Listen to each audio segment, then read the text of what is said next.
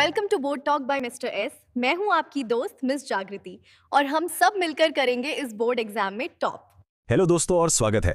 Board exams का मौसम आ गया है और हम जानते हैं कि साइंस का इतना बड़ा सिलेबस देखकर थोड़ी टेंशन तो होती ही है, लेकिन घबराने की कोई बात नहीं है क्योंकि आज हम मिलकर इसे आसान बनाने वाले हैं। अगर इसका जवाब हाँ है तो आप अकेले नहीं हैं। फिजिक्स, केमिस्ट्री, बायोलॉजी, इतना कुछ है पढ़ने के लिए, समझ ही नहीं आता कि कहाँ से शुरू करें, क्या ज्यादा जरूरी है। लगता है ना जाना पहचाना। तो चलिए एक स्मार्ट स्ट्रैटेजी बनाते हैं। हम पहले साइंस के पूरे पेपर का एक बर्ड्स आई व्यू लेंगे और फिर केमिस्ट्री के पहले और सबसे इंपॉर्टेंट चैप्टर्स में से एक में डीप डाइव करेंगे। ठीक है, तो शुरू करते हैं। देखिए, किसी भी जंग को जीतने के लिए पहले मैदान को समझना बहुत जरूरी होता है। तो देखते हैं कि सीबीएसई आपके साइंस पेपर को डिजाइन कैसे करता है। अब देखिए, ये स्लाइड बहुत इंटरेस्टिंग है। ये बताती है कि एग्जाम सिर्फ रट्टा मारने के बारे में नहीं है। देखिए, लगभग 46% मार्क्स तो सीधे नॉलेज और अंडरस्टैंडिंग के हैं, लेकिन बाकी के जो 54% मार्क्स हैं वो इस बात पर हैं कि आप उस नॉलेज को अप्लाई कैसे करते हैं, एनालाइज कैसे करते हैं। मतलब सिर्फ ये याद रखना काफ़ी नहीं है कि कॉम्बिनेशन रिएक्शन क्या है, बल्कि ये पहचानना ज़रूरी है कि जब क्विक लाइम में पानी मिलाते हैं तो क्या होता है। ये है कॉन्सेप्ट्स को अप्लाई करना। यहाँ हम देख सकते हैं कि कौन सी यूनिट्स सबसे ज़्यादा स्कोरिंग हैं। ध्यान से देखिए, यूनिट 1 केमिकल सब्सटेंसेस और यूनिट 2 वर्ल्ड ऑफ लिविंग दोनों ही 25-25 मार्क्स की हैं। मतलब ये दोनों मिलकर 60% से भी ज़्यादा पेपर कवर करती हैं। तो अगर इन दो यूनिट्स को मास्टर कर लिया तो आधी लड़ाई तो वहीं जीत ली। आज हम यूनिट 1 से शुरू करेंगे।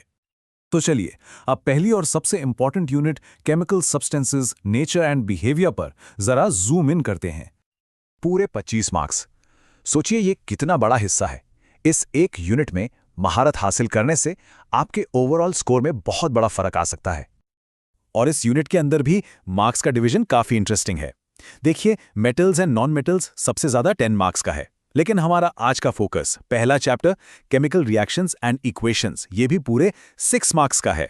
एक सॉलिड स्टार्ट के लिए ये बिल्कुल परफेक्ट है। तो अब आते हैं इस विश्लेषण के दिल पर। हम चैप्टर 1 को एक केस स्टडी की तरह इस्तेमाल करेंगे ये समझने के लिए कि किसी भी चैप्टर को कैसे अप्रोच किया जाए। वाओ, ये कॉन्सेप्ट मैप तो कमाल का है। इसे अपने चैप्टर की एक चीट शीट समझिए। सब कुछ यहीं है, एक ही जगह पर। बाईं तरफ रिएक्शंस के इंडिकेटर्स हैं, बीच में रिएक्शंस के मेन टाइप्स हैं और दाईं ओर उन्हें केमिकल इक्वेशन से कैसे दिखाते हैं वो बताया गया है। चलिए पहले टाइप से शुरू करते हैं, कॉम्बिनेशन रिएक्शन। जैसा कि नाम से ही पता चल रहा है, इसमें चीजें कंबाइन होती हैं। दो या दो से ज्यादा रिएक्टेंट्स मिलकर सिर्फ एक प्रोडक्ट बनाते हैं। सिंपल। और ये स्लाइड इसे परफेक्टली दिखाती है। यहां कैल्शियम ऑक्साइड यानी बिना बुझा चूना पानी के साथ मिलकर कैल्शियम हाइड्रोक्साइड या बुझा हुआ चूना बनाता है। दो रिएक्टेंट्स, एक प्रोडक्ट। और हां, याद है, इस रिएक्शन में बहुत हीट निकलती है।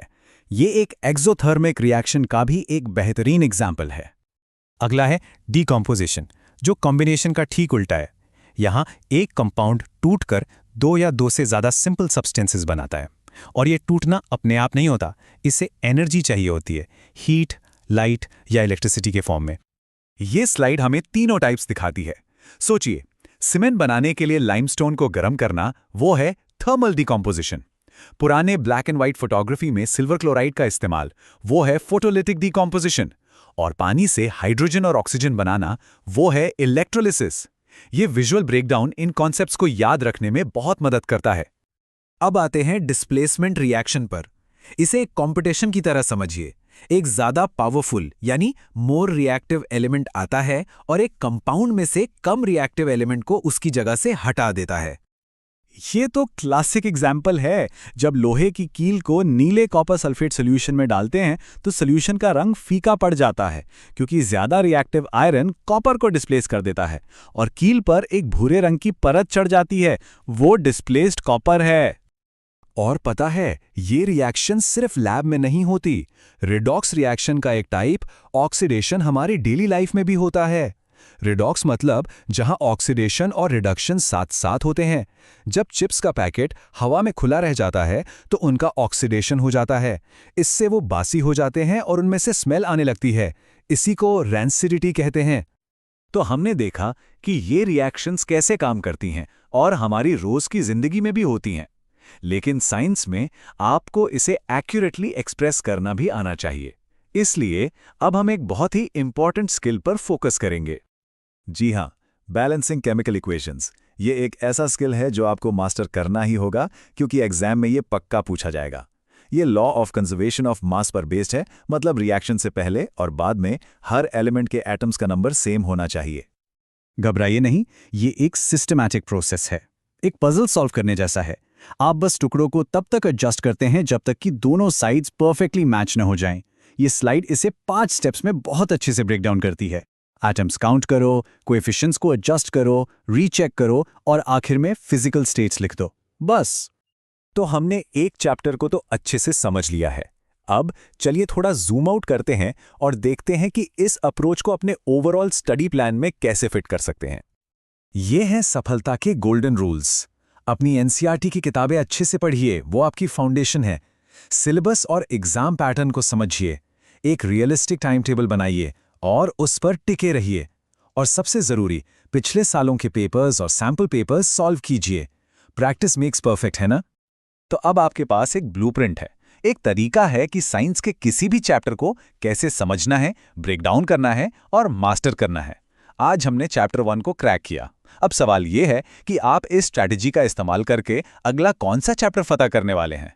आपकी तैयारी के लिए ऑल द वेरी बेस्ट। दोस्तों, अब जागृति जी जानना चाहती है कि आपको ये वीडियो कितना अच्छा लगा और आपने अपने किन किन दोस्तों के साथ शेयर किया, और हाँ, मैं आपको कैसी लगी